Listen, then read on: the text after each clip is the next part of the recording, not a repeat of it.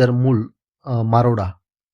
तर या ठिकाणचं जे कॉलेज आहे तिथलं आपल्याला मिड टर्म एक्झाम जी आहे त्यांची त्याचा टाईम टेबल किंवा वेळापत्रक मिळालेलं आहे. त्यानंतर आपल्याला आणखी 2 गोष्टींबद्दल इन्फॉर्मेशन मिळालेले आहेत. त्यामध्ये रिझल्ट आपल्याकडं एक सेकंड सेमिस्टरचा परभणी कृषी विद्यापीठाअंतर्गतला कॉलेजचा मिळालेला आहे. तर त्याच्यावर देखील चर्चा करायची आहे. त्यानंतर तुमच्या अनेक प्रश्नांची उत्तरं कमेंट सेक्शनमध्ये मला द्यायची होती, परंतु ती देऊ शकलो नाही. परंतु आता काही प्रश्न त्यातले मी घेतलेले आहेत आणि त्याची उत्तरं देखील मी तुम्हाला या व्हिडिओमध्ये देणार आहे. त्याचबरोबर स्पॉट राउंड ॲडमिशनच्या संदर्भात त्यांचे जे शिष्यवृत्ती आहे, या संदर्भात काही प्रश्नांचा आपण विचार करणार आहोत. त्याचबरोबर या संदर्भात मी उद्या एक डिटेलमध्ये तुम्हाला व्हिडिओ देखील देणार आहे. परंतु आता आपण सुरुवातीला एका रिझल्टपासून करणार आहोत, जो की college of agriculture Mul Maroda इथला हा टाईम टेबल आहे आणि टाईम टेबल जो आहे तो त्यांचा मिड टर्म थेअरी एक्झामिनेशनचा आहे, जी की ऑनलाईन पद्धतीने ती होणार आहे. BSc honours agriculture semester 3rd आणि सेकंड इयर फर्स्ट टर्म ज्याला म्हणतो आपण. तर अकॅडमिक इयर जे आहे त्यांचं 21-22 याकरता हा मिड सेमिस्टरचा किंवा मिड टर्मचा टाईम टेबल आपल्याकडं प्राप्त झालेला आहे. त्यांची जी तारीख आहे पेपरची, पहिला पेपर जो आहे तो 24/1/2022 पासून सोमवारपासून मंडेपासून सुरू होतोय 12 ते 1 या वेळामध्ये आणि पेपर आहे ॲग्रो 234 कोर्सचा नंबर जो आहे तो. तर अशा पद्धतीने यांचे बाकी खाली पेपर आहेत. आता हा टाईम टेबल तुम्हाला या स्क्रीनशॉट जर तुम्ही घेतला तर तुम्हाला हा टाईम टेबल लक्षात येऊन जाईल तुमच्या आणि म्हणून मी सर्व न वाचता एक शेवटचा पेपर जो आहे त्यांचा 5/2/2022 पेपर आहे सॅटर्डेला 12 ते 1 या वेळामध्ये पेपर आहे आणि पेपर आहे पॅथॉलॉजीचा 232 हा कोर्स नंबर आहे. तर आता हे तुम्ही लक्षात घ्या की कधीपासून कधीपर्यंत आणि वेळा वगैरे सर्व दिलेले आहे त्याच्यामध्ये आणि त्यानुसार तो अभ्यास वगैरे तुम्हाला करायचा आहे आणि पेपर वगैरे द्यायचे आहेत. The online examination will be conducted as per above schedule. Course teacher will act as a invigilator for conduct of examination. For any difficulties contact doctor AP Khandare, assistant professor education incharge college of agriculture Mul Maroda आणि खाली associate dean college of agriculture जे मूल मारोडा आहे त्यांची आहे आणि ही copy doctor PDKVचे जे dean आहे अकोला तर त्यांना इन्फॉर्मेशनसाठी पाठवण्यात आलेली आहे. तर अशा पद्धतीनं हा एक टाईम टेबल आपल्याकडं होता. आता यांचंच आणखी एक आपल्याकडं टाईम टेबल आहे थर्ड ज्याला आपण म्हणू फिफ्थ सेमचा. आता हा थर्डचा नाही तर 5व्या सेमिस्टरचा टाईम टेबल आहे 21-22 या सत्रासाठीचा. तर यांचा जो पेपर पहिला आहे तो 17/1/2022 पासून सुरू होतोय. मंडेला पेपर सुरू होतोय आणि 10 ते 11 ही वेळ आहे आणि पहिला पेपर जो आहे तो एंटो 354 म्हणजे एंटॅमॉलॉजीचा पेपर आहे 354 कोर्स नंबर वगैरे तिथं दिलेला आहे आणि बाकी आता ॲज युजुअल पुन्हा तुम्हाला स्क्रीनशॉट काढून हा टाईम टेबल तुमच्याकडे नसेल तर लक्षात घ्यायचा आहे. मी शेवटचा पेपर वाचतो. 28/1/2022 फ्रायडेला त्यांचा शेवटचा पेपर दिसून राहिला आणि 10 ते 11:30 या वेळामध्ये तो पेपर दिसतोय आपल्याला. ELE आणि ECON 354 हे कोर्सचं नंबर आहे. तर या पद्धतीनं परत एकदा खाली सूचना दिलेली आहे त्यांनी की the online examination will be conducted as per the above schedule. Course teacher will be act as invigilator for conduct of examination. For any difficulties contact doctor AP Khandare, assistant professor education incharge college of agriculture Mul Maroda आणि परत एकदा associate डीनची sine वगैरे असलेलं हे पत्र आहे. त्यानंतर पुन्हा एकदा आपल्याला 6व्या सेमिस्टरचा देखील टाईम टेबल तिथे दिसतोय. त्यांचा पहिला पेपर हा 1/2/2022 पासून सुरू होतोय ट्यूजडेला 2 to 3 म्हणजे 2 वाजतापासून तर 3 वाजेपर्यंत हा पेपर असणार आहे दुपारच्या सत्रामध्ये. कोर्स नंबर पहिला पेपर जो आहे तो ॲग्रो 3612 असा कोर्स नंबर आहे आणि शेवटचा पेपर घेतो मी, बाकीचे तुम्ही लक्षात घेऊन घ्या त्याच्यावरून. 12/2/2022 सॅटर्डेला 2 ते 3:30 या वेळामध्ये पेपर आहे ELE आणि HORT म्हणजे हॉर्टिकल्चर 368. तर हे कोर्स नंबर वगैरे होते आणि इथं पुन्हा एकदा तशाच पद्धतीनं सूचना दिलेली आहे. आता यानंतर एका कॉलेजचा आपल्याला रिझल्ट देखील मिळालेला आहे आणि तो रिझल्ट आहे वसंतराव नाईक मराठवाडा कृषी विद्यापीठ परभणी. त्यांचा आपल्याला सेकंड सेमिस्टरचा BSc ॲग्रिकल्चर सेकंड सेमिस्टरचा 2020-21ची जी बॅच होती आत्ताची, तर त्यांचा रिझल्ट आहे तो. आता मी नाव वगैरे तिथं झाकलेले आहेत. तुम्हाला तो रिझल्ट पाहायचा असेल तर PDF वगैरे मी देऊन देईल तुम्हाला. तर कॉलेज ऑफ ॲग्रिकल्चर अळणी गडपती असं गावाचं नाव आहे त्या. तर तिथला हा रिझल्ट आलेला आहे. तर तिथं बघा सर्व विषय दिलेले आहेत आणि त्याचे मार्क वगैरे तुम्हाला कशा पद्धतीने मिळाले, तुमचे रजिस्ट्रेशन नंबर आणि नेम ऑफ द स्टुडंट वगैरे दिलेले आहे तिथं. ते सगळं पाहून घ्या. मी सर्व नावं झाकलेले आहेत कारण मागं मी असंच एक वेळेस निकाल दिल्यानंतर काही विद्यार्थ्यांचं असं म्हणणं होतं की आमचे नावं वगैरे तिथं येऊ देऊ नका. तर म्हणून आपण नावं त्या ठिकाणाहून कट केले आणि फक्त रिझल्ट तुमचा लागला एवढं तुम्हाला आता या माध्यमातून मी सांगतोय आणि तुम्हाला पूर्ण रिझल्ट पाहायचा असेल तर PDF वगैरे मला जर तुम्ही तशी कमेंट केली तर पाठवून देईल. त्यानंतर आता दुसरा महत्त्वाचा मुद्दा स्कॉलरशिपचा आहे. आता स्कॉलरशिपबद्दल 2-3 प्रश्न उपस्थित झालेले आहेत. ते प्रश्न देखील आपल्याला घ्यायचे आहेत.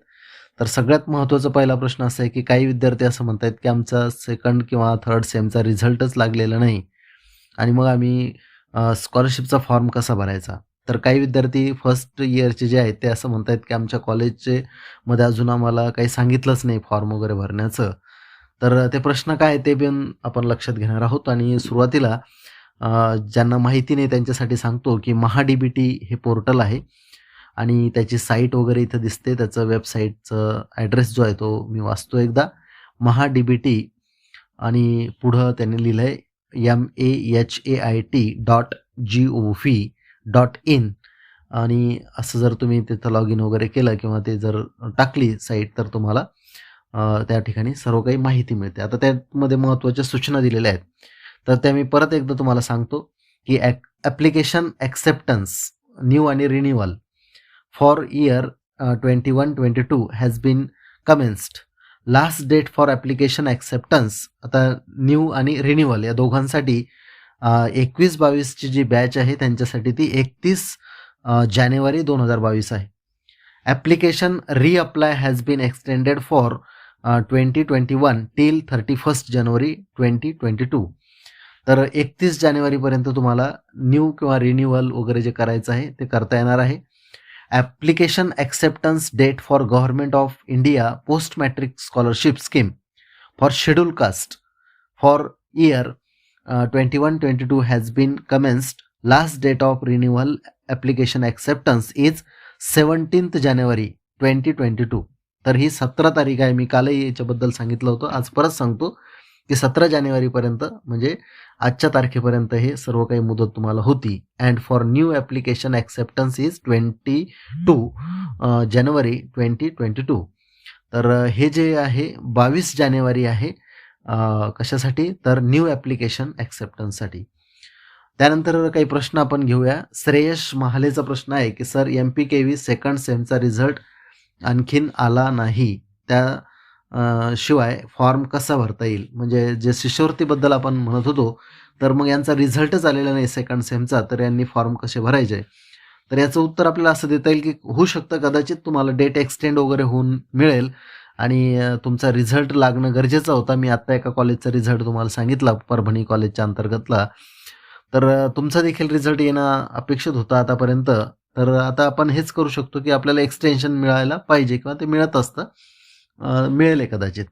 तर बघूया काय होतं ते. त्याची गॅरंटी तर नाही परंतु आपण डिमांड करायला हरकत नाही, मिळू शकतं. जाधव आरतीचा प्रश्न आहे की सर डेट एक्सटेंड नाही का होणार? ॲग्रिकल्चरच्या सेकंड सेमचा रिझल्ट नाही लागला अजून, विदाऊट रिझल्ट फॉर्म कसा रिन्यू करायचा? तर मी ते आता त्या प्रश्नाचं उत्तर दिलं तुम्हाला की डेट एक्सटेंड होत असते, काळजी करू नका तुम्ही. परंतु नाही झाली तर आपल्याला त्यासाठी झगडावं लागेल, संघर्ष देखील करावा लागेल. त्यानंतर ज्ञानेश्वर गाडेकरचा प्रश्न आहे की सर माझ्या कॉलेजचे सर म्हणाले की अजून न्यू ॲडमिशनसाठी स्कॉलरशिप फॉर्म चालू झाले नाही, तर प्लीज टेल मी चालू आहे का? तर तुमच्या कॉलेजनं जर म्हटलं असेल तसं तर मग कदाचित अजून तुम्हाला एक्सटेन्शन मिळून जाईल डेटचं आणि तुमचे फॉर्म वगैरे भरले जातील. परंतु प्रयत्न करत राहा आणि विचारणा करत राहा, MahaDBTला असो की कॉलेजला असो तुमच्या. त्यानंतर फर्स्ट सेमसाठी आहे का? हे सर्व फर्स्ट सेमसाठी आहे का? तर तुम्हाला आता विचारणा करावं लागेल ती. तुम्ही विचारा ते महा-डी-बी-टीलाही विचारा आणि कॉलेजलाही विचारा, की आम्ही भरायचा आहे का form? Sir PDKV Akola second सेमिस्टरचा रिझल्ट कृषी महाविद्यालय नागपूर केव्हा लागणार आहे? तर पी-के-व्हीचे अंतर्गत येणारे जेवढे काही कॉलेजेस आहे, तर त्यांचे रिझल्ट काहींचे लागले, काहींचे लागले नाहीत असं मला दिसून आलेलं आहे. तर याबाबतीत तुम्हीच मला सांगा, की कुठले लागले आणि कुठले लागले नाही. याबाबतीत देखील आपल्याला थोडंसं विचारणा करावं लागेल विद्यापीठामध्ये. त्याचबरोबर तुमच्या कॉलेजच्या प्रिन्सिपलला देखील तुम्हाला फोन करावा लागेल, की निकाल का नाही लागले आमचे स्कॉलरशिपच्या फॉर्मच्या बाबत आम्हाला भरायचा आहे तो फॉर्म. त्यानंतर सर ई-डब्ल्यू-एस कॅटेगरीसाठी असते का ही स्कॉलरशिप? तर आता त्याचं उत्तर मी पुढे देतो तुम्हाला. याच्यामध्ये स्पष्ट लिहिलेलं आहे, एस-सी, एस-टी, एन-टी, ओ-बी-सी, एस-बी-सी या सर्वांसाठी या पत्रामध्ये किंवा या कॉलेजने एक नोटीस काढली होती. मी अगोदर ही वाचली होती. त्यातला फक्त मी तुम्हाला एक शेवटचा मुद्दा सांगतो, की राजर्षी छत्रपती शाहू महाराज शिक्षण शुल्क शिष्यवृत्ती योजना म्हणजे ई-बी-सी आणि डॉक्टर पंजाबराव देशमुख, वसंतराव नाईक अ, वसंतराव सॉरी पंजाबराव देशमुख वसतिगृह निर्वाह भत्ता योजना लागू होणार नाही. तर हे कोणाला म्हणतात ते, की जागेवरील प्रवेश फेरीद्वारे प्रवेशित. तर वरील प्रवर्गातील विद्यार्थ्यांना ते लागू होणार नाही असं ते म्हणतात. स्पॉट ॲडमिशन फ्रीशिप असेल किंवा स्कॉलरशिप असेल. तर ह्या 2 योजना ज्या आहेत पर्टिक्युलरली ह्या लागू असणार नाही असं त्यांनी त्या पत्रामध्ये त्या विद्यार्थ्यांना कळवलं होतं. तर म्हणून या संदर्भात पुन्हा पत्र आहे आपल्याकडे एक. हे सी-ई-टीवरचं पत्र होतं. त्यामध्ये त्यांनी एक मुद्दा घेतला फक्त मी, की जागेवरील प्रवेश फेरी तसेच संस्थात्मक कोट्याद्वारे प्रवेश घेतलेल्या उमेदवारांना शिष्यवृत्ती अनुज्ञेय असणार नाही. असं रवींद्र जगताप यांनी म्हणजे सी-ई-टी सेलचे ते आयुक्त आहेत. त्यांनी एक पत्र काढलं होतं. त्याच्यात सुद्धा त्यांनी तसंच म्हटलेलं आहे. त्याच्यानंतर परत एक पत्र आहे आपल्याकडं, की एका विद्यार्थ्यानं मला आत्ताच पाठवलं काही वेळापूर्वी. तर त्याच्यामध्ये त्यांनी असं म्हटलंय, की जे प्रवेश फेरी म्हणजे जागेवरील प्रवेश फेरीद्वारे प्रवेशित म्हणजे स्पॉट ॲडमिशनद्वारे प्रवेशित विद्यार्थी जे आहेत 2020-21चे त्यांना राजर्षी छत्रपती शाहू महाराज शिक्षण शुल्क शिष्यवृत्ती योजना व डॉक्टर पंजाबराव देशमुख वसतिगृह निर्वाह भत्ता योजना ह्या दोन्ही शिष्यवृत्ती योजनेचे लाभ अनुज्ञेय राहणार नाही असे कळवण्यात आले आहे. तर हे पत्र आहे हरिहर कौसडीकर संचालक शिक्षण यांनी नुकतंच काही विद्यार्थ्यांना हे पत्र पाठवलं होतं. त्यानंतर ह्या संदर्भात झगडणाऱ्या किंवा संघटना किंवा विद्यार्थ्यांनी एक ग्रुप बनवलेला आहे. तर त्याला स्पॉट राउंड ग्रुप असं म्हटलेलं आहे त्यांनी आणि ते सातत्यानं संघर्ष करत आहेत. काही प्रमाणात त्यांना यश आलेलं आहे, काही प्रमाणात यश आलेलं नाही. तर या ग्रुपमध्ये तुम्ही देखील सहभागी व्हा आणि त्या माध्यमातून हा लढा कसा लढवता येईल आणि आणखी याला कसं बळ देता येईल ते बघा. त्यानंतर प्रतिभा शिंदेचा प्रश्न आहे, की फर्स्ट इयर स्टुडंटसाठी पण आहे का? तर तुम्हाला तुमच्या कॉलेजला विचारायचं आहे ते आता, की आम्ही फॉर्म भरायचा आहे का? की आमच्यासाठी काही एक्सटेन्शन वगैरे पुढे येणार आहे? त्यानंतर रवी ठाकरेचा प्रश्न आहे, की सर स्पॉटमधून ॲडमिशन घेतली आहे मी, भरू शकतो का फॉर्म?